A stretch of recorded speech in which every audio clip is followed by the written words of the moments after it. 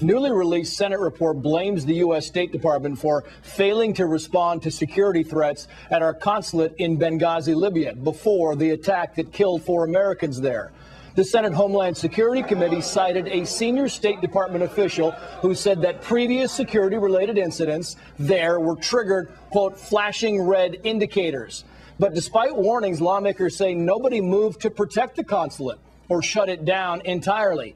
Meantime, we are seeing one of the first public threats against U.S. diplomats since that attack. According to the U.S.-based site Intelligence Group, militants from the group Al-Qaeda in the Arabian Peninsula have offered roughly $160,000 worth of gold to anyone who kills this American ambassador. They're also offering more than $23,000 for killing a U.S. soldier. Remember, intelligence analysts have called this branch of Al-Qaeda the most dangerous terror group in the world.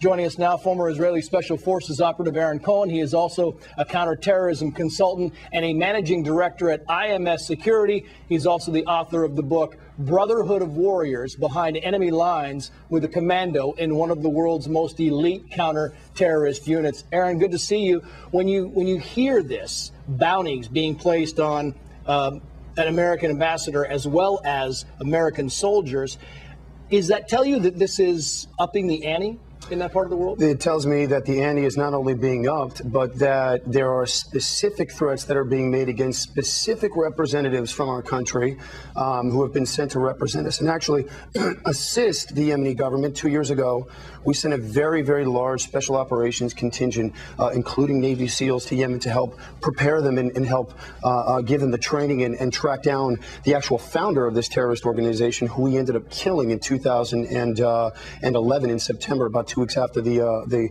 actual attacks.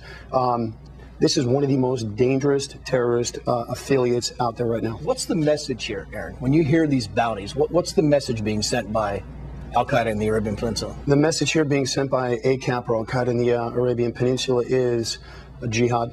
Global jihad, using Twitter, using Facebook, using social media, which we have very little control over, to be able to spread this rhetoric, and it's very, very dangerous and something we need to So physical, yes, but also a propaganda war being fought by them. Huge propaganda war being fought by them. They know how effective the internet is. It's cheap. It's an effective and easy way for them to drop their propaganda and get it out to the millions and millions of potential jihadis out there. It's a very dangerous time, especially with a group that's this committed. Yeah, and how would you expect the U.S. to respond to this? Well, the U.S. is going to have to continue to respond by being aggressive, by being forward with their planning, by making sure that the ambassador in that region has the appropriate security that's needed, which I think is the key thing to look at here.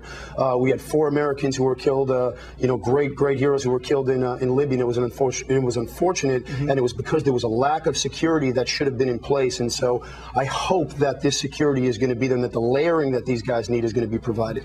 How does this jive with the administration's statements in recent months saying that Al-Qaeda has been decimated?